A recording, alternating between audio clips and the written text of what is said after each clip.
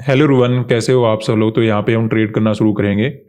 हमें flat to gap up देखने को मिला। उसके बाद वैसे तो मार्केट ऊपर जा रहा है, लेकिन अपना यहाँ पे सेलिंग करने का प्लान है। तो पहले हम ट्रेड बना लेते हैं, उसके बाद हम डिस्कस करेंगे यहाँ पे हम पुट साइड का ट्रेड क्यों बना रहे हैं। सबसे पहले बैंक निफ्टी में अपना पोजिशन ऐड करेंगे। 1170 क्वांटिटी ऐड कर लेते हैं। सेकंड पोजिशन बनाएंगे सेम क्वांटिटी के साथ। सेंसेक्स में ऐड कर लेते हैं अपना 840 क्वांटिटी और निफ्टी में ऐड कर लेते हैं 1300 क्वांटिटी। तो बात करते हैं कि यहाँ पे हमने पुट साइड का ट्रेड मार्केट के अंदर क्यों बनाया। अब देखिए, कल जब मार्केट ने मोमेंटम किया था तो काफी अच्छा पॉजिटिव मोमेंटम ओवरऑल निकाल दिया था। तो जिस प्रकार का मोमेंटम मार्केट दे चुका है, जो भी आसपास सेलर बैठे थे उनको कंप्लीटली मार्केट ने निकाल दिया होगा। ठीक है, अब देखिए बाई चांस यहाँ पे भी अगर कोई सेल करके बैठा हो, यहाँ पे भी जो सेल वगैरह करके बैठा होगा, कंप्लीटली मार्केट उनको निकाल चुका है। तो डायरेक्टली यहाँ पे सेलर के एसएल अवेलेबल है नहीं। दूसरा में क्या नजर आ रहा है कि मार्केट में क्या हुआ है, 59,000 की ऊपर ही क्लोजिंग किया है। ठीक है, तो ऐसे में यहाँ पे बायर मार्केट के अंदर बैठे होंगे, जो ट्रेड करके मार्केट के अंदर अपना होल्ड करके गए होंगे। उन्हीं बायर को टारगेट बनाने के लिए हमने यहाँ पे पुट साइड का ट्रेड बनाया। अब देखिए, इसमें एक बात ये भी होती है कि जिस प्रकार का मोमेंटम हो सकता है मार्केट कंटिन्यू और ऊपर चला जाए, क्योंकि देखिए ओपन होते हमें पॉजिटिव मोमेंटम भी नजर आ रहा है। लेकिन अगर हम देखें तो ओवरऑल मार्केट में कोई डायरेक्शन वगैरह अवेलेबल है नहीं। मार्केट नीचे भी जा रहा है, उतना ऊपर ही जा रहा है, तो हम उसको फॉलो करेंगे जहां पे हमें लगे कि एसएल वगैरह अवेलेबल हो सकते हैं, क्योंकि सेलर को तो भगा ही चुका है। तो ऐसे में यहाँ पे बायर ही मार्केट के अंदर बैठे होंगे। तो बायर को टारगेट करने के लिए हमने यहाँ पे क्या कर लिया, पुट साइड का अपना ट्रेड बना लिया है। हाँ, अगर यहाँ पे ऐसा समथिंग नहीं होता, ऑलरेडी मार्केट पॉजिटिव नजर आ रहा होता या फिर ठीक ठाक स्ट्रेंथ वगैरह नजर आता, तो ऐसे चार्ट को कंटिन्यू भी फॉलो किया जा सकता है, उसमें भी बड़ी प्रॉब्लम नहीं होती। अभी वेट करते हैं मार्केट के अंदर कुछ रिजेक्शन वगैरह आने का। जैसे ये क्लोजिंग प्राइस के नीचे चलना शुरू करेगा, उसके बाद हमें ठीक ठाक रिजेक्शन देखने को मिल जाना चाहिए। उससे पहले थोड़ा डाउट बना रहेगा कि मार्केट हो सकता है रिट्रेसमेंट करके ऊपर चला जाए या फिर समथिंग कुछ अलग मोमेंटम करने की कोशिश करे। लेकिन अपना ध्यान इसी बात के ऊपर रहता है कि अगर यहाँ पे सेलर के एसएल अवेलेबल नहीं है, तो या तो एसएल वगैरह क्रिएट करने के लिए नीचे आएगा, या फिर यहाँ पे जो भी बाइंग वगैरह करके बैठे हैं उनको निकालने के लिए नीचे आएगा। और जब वो रिट्रेसमेंट करेगा, जब वो डाउन साइड का मोमेंटम करेगा, तो ठीक ठाक हमें डाउन साइड का मोमेंटम मिलेगा, उसी हमें कैप्चर करके निकलना होगा। ऐसा हमें सेंसेक्स वगैरह के अंदर नजर आ रहा है, कंटिन्यू पॉजिटिव मोमेंटम हुआ, ब्रेकआउट वगैरह देकर मार्केट ने क्लोज किया। इवन 82,000 के ऊपर ही मार्केट चला गया था। तो ऐसे में यहाँ पे डायरेक्टली सेलर वगैरह के एसएल अवेलेबल है नहीं, डायरेक्टली क्लोजिंग प्राइस का सपोर्ट लेके ऊपर जाने की कोशिश करा है। कुछ बायर को मार्केट ऐड करेगा। ऑलरेडी यहाँ पे कुछ बायर मार्केट के अंदर बैठे हैं, उनको टारगेट बनाते हुए मार्केट क्या कर सकता है, एक रिजेक्शन, एक सेलिंग का मोमेंटम दे सकता है। उसी मोमेंटम को कैप्चर करने के लिए हमने यहाँ पे पुट साइड का ट्रेड बना लिया है। ऐसा एग्जैक्टली अपना निफ्टी वगैरह के अंदर चार्ट बना हुआ है। अगर कंटिन्यू ऊपर चला जाता है तो कोई प्रॉब्लम नहीं। कल हमने ठीक ठाक प्रॉफिट मार्केट के अंदर बनाया था, तो जहां पे प्रॉफिट बन जाता है वहां पे हम रिस्क ले सकते हैं। अब देखिए, अगर कल लॉस हुआ होता तो फिर ऐसी मार्केट में हम जल्दबाजी नहीं करते। लेकिन कल हमने ठीक ठाक प्रॉफिट बनाया था, तो आज हम थोड़ा सा रिस्क लेके काम करते हैं। अगर ट्रेड अपना सही जाता है तो ये बड़ा प्रॉफिट बना लेंगे, अगर गलत जाता है तो फिर आपको पता है लिमिट के अकॉर्डिंग अपना ट्रेड वगैरह कट करके चले जाएंगे। तो अभी वेट करते हैं। ओवरऑल यहाँ पे डायरेक्टली सेलर के एसएल अवेलेबल है नहीं, ऐसे में यहाँ पे बायर ही बैठे होंगे, उन्हीं को टारगेट बनाने के लिए हमने अपना पुट साइड का ट्रेड बना लिया। बड़ा सिंपल सा ट्रेड है। अभी अगर हम देखें तो कुछ लॉस वगैरह नजर आ रहा है, देखते हैं नेट में क्या मिलता है। तो यहाँ पे अगर हम देखें तो थोड़ा बहुत अपना लॉस वगैरह नजर आ रहा है, लेकिन ज़्यादा प्रॉब्लम वाली बात नहीं। एक बार हम ठीक ठाक प्रॉफिट में भी चले गए थे।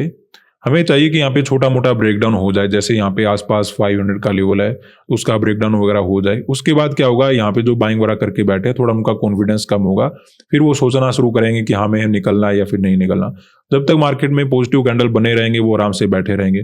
तो हमें चाहिए कि थोड़ा रिजेक्शन मार्केट के अंदर आए, कोई ब्रेकडाउन वगैरह हो जाए।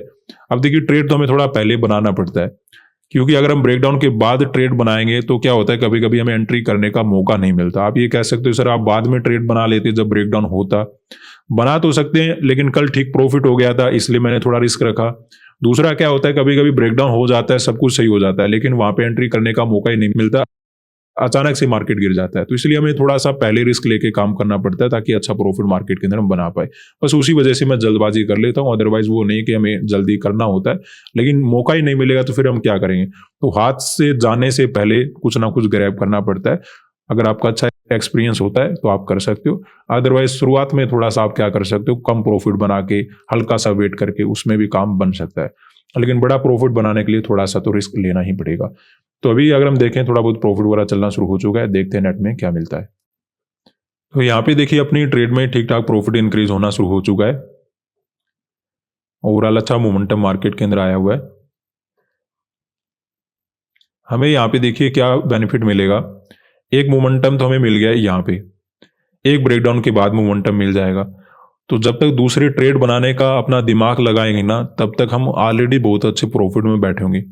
तो ये अपने लिए काम अच्छा हो गया, तो कोई प्रॉब्लम नहीं। बस इसमें अब रिट्रेसमेंट वगैरह नहीं होना चाहिए, अदरवाइज मार्केट यहीं कहीं पे घूमता रह जाएगा, क्योंकि आप आसपास यहाँ पे क्या है 5 मिनट का लेवल है, तो उसमें प्रॉब्लम हो जाती है। तो जितना जल्दी कंटिन्यू मोमेंटम हो जाए उतना हमारे लिए बेस्ट है, और वहाँ पे अच्छा प्रॉफिट बना के हम निकल जाएंगे। तो यहाँ पे देखिए लग रहा है बात अपनी बन जाएगी। हाँ, यहाँ पे कंडीशन यही है कि मार्केट घूमना नहीं चाहिए। कभी कभी क्या होता है, मार्केट में कुछ सेलिंग हुआ, फिर अचानक से घूमकर मार्केट ऊपर चला गया, तो वो तो मार्केट हाथ से निकल जाता है। अदरवाइज जिस प्रकार का मोमेंटम है ओवरऑल हमें सेलिंग मिल जाना चाहिए। लेकिन क्या होता है, जब भी कोई कंटिन्यू सेलिंग आए या फिर कंटिन्यू बाइंग आए और उसमें बड़ा मोमेंटम हो ना, तो वो मार्केट सबसे खतरनाक होता है, क्योंकि कभी कभी तो वो बड़े बड़े कैंडल में गुजर जाता है, या फिर जब वो घूमता है तो फिर वो दोबारा से नीचे नहीं आता। क्योंकि ऐसे ही सिचुएशन में क्या होता है, ट्रैप बनते हैं मार्केट के अंदर, और ट्रैप आपके अकॉर्डिंग चला गया तो ठीक है, अगर आपके अपोजिट चला गया तो समझ लो आपका ट्रेड खत्म हो गया। तो देखते हैं, अभी ऊपर नहीं जाना चाहिए जिस प्रकार का ये कैंडल बना के नीचे आने की कोशिश करा है। अब देखिए इसमें यही हो जाता ना कि रेड कैंडल बना, ग्रीन कैंडल बना, रेड कैंडल बना, ग्रीन कैंडल बना, ऐसा समथिंग बन जाता है। उसमें कन्फर्म होता है मोमेंटम नीचे हो जाएगा। लेकिन जब डायरेक्टली सेलिंग आ जाए और उसमें मार्केट घूम जाए तो फिर समस्या बड़ी हो जाती है। तो घूमना नहीं चाहिए, छोटे मोटे ग्रीन कैंडल वाले तो कोई बात नहीं, ज़्यादा नहीं घूमना चाहिए। तो वेट करते हैं, देखते हैं। ये तो अपना पूरा ही प्रॉफिट ले गया, खैर कोई प्रॉब्लम नहीं, वेट करेंगे, लॉस में तो नहीं है कम से कम। तो यहाँ पे देखिए एक मोमेंटम मार्केट के अंदर आ चुका है। देखिए वैसे तो वेट करने का मन करा कि हम क्लोजिंग प्राइस का वेट करें ब्रेकडाउन होने का, लेकिन जैसे ग्रीन कैंडल बनता है वहां पे प्रॉफिट अपना ज़्यादा ही कम कर देता है मार्केट। तो ऐसे में ऑलरेडी अपना नॉर्मल टारगेट अचीव हो चुका है, तो ट्रेड वगैरह अपना कट कर लेते हैं, क्योंकि थोड़े बहुत के चक्कर में अगर ये सब कुछ चला गया तो फिर समस्या बड़ी हो जाएगी। ठीक है, अगर यहाँ पे हमें एक ब्रेकडाउन का कैंडल मिल जाता ना क्लोजिंग प्राइस का, तो कभी कभी बड़े बड़े कैंडल बन जाते हैं, तो वो हमारे लिए अच्छा हो जाता। लेकिन क्या है कि जब रिट्रेसमेंट होता है, जब पॉजिटिव मोमेंटम आता है, तो कंप्लीट प्रॉफिट कम कर देता है। तो ऐसे में और ज़्यादा हम वेट नहीं कर पाएंगे, ऑलरेडी अपना टारगेट अचीव हो चुका है। तो आज के दिन हमने पुट साइड का ट्रेड क्यों बनाया था, कि जिस प्रकार की सिचुएशन नजर आ रही थी, मार्केट ने डायरेक्टली पॉजिटिव मोमेंटम किया था, इवन 59,000 के ऊपर ही क्लोज किया था। तो ऐसे में यहाँ पे बायर ही मार्केट के अंदर बैठे थे। दूसरा में नजर आ रहा था जिस प्रकार का मोमेंटम हो चुका है, यहाँ पे डायरेक्टली सेलर के ऐसे लेवल बनाए नहीं, क्योंकि मार्केट कल ही उनको निकाल चुका था। तो ऐसे में मार्केट और ज्यादा ऊपर नहीं जाना चाहिए। तो जैसे पॉजिटिव मोमेंटम नजर आया, कल भी हमने ठीक प्रॉफिट बनाया था, तो रिस्क लेते हमने यहाँ पे पुट साइड का अपना ट्रेड बना लिया। ऐसे हमें दूसरे इंडेक्स के अंदर देखने को मिला कि मार्केट क्या करे, क्लोजिंग प्राइस का सपोर्ट लेकर ऊपर जाने की कोशिश करा है, डायरेक्टली यहाँ पे सेलर के ऐसे अवेलेबल है नहीं। तो ऐसे में इन बायर को निकालने के लिए मार्केट एक रिट्रेसमेंट या फिर रिजेक्शन वगैरह देने वाला है, उसी मोमेंटम को हम कैप्चर करना चाहते थे। देखिए शुरुआत में तो मेरा ये प्लान था कि क्लोजिंग प्राइस का ब्रेकडाउन वगैरह देखने के बाद ही हम निकलेंगे, लेकिन ऑलरेडी अपना पहले टारगेट अचीव हो चुका है, तो फिर हम यहाँ पे क्यों ज्यादा रिस्क रखें। अगर यहाँ पे टारगेट अचीव नहीं होता तो फिर मे भी हम वेट यहाँ पे कर लेते। ऐसा हमने निफ्टी वगैरह के अंदर देखा था। तो काफी अच्छा मोमेंटम रहा, ठीक ठाक मार्केट के अंदर रहा। हाँ, थोड़ा बहुत ये प्रॉब्लम था आज के मार्केट में कि जब ग्रीन कैंडल बन रहा था तो 2-3 कैंडल में कंप्लीट प्रॉफिट मार्केट कम कर देता था। लेकिन हमें नेट में प्रॉफिट चाहिए, थोड़ा बहुत मार्केट तो परेशान करता ही है, वो आपको बताइए। आज के लिए इतना ही, धन्यवाद।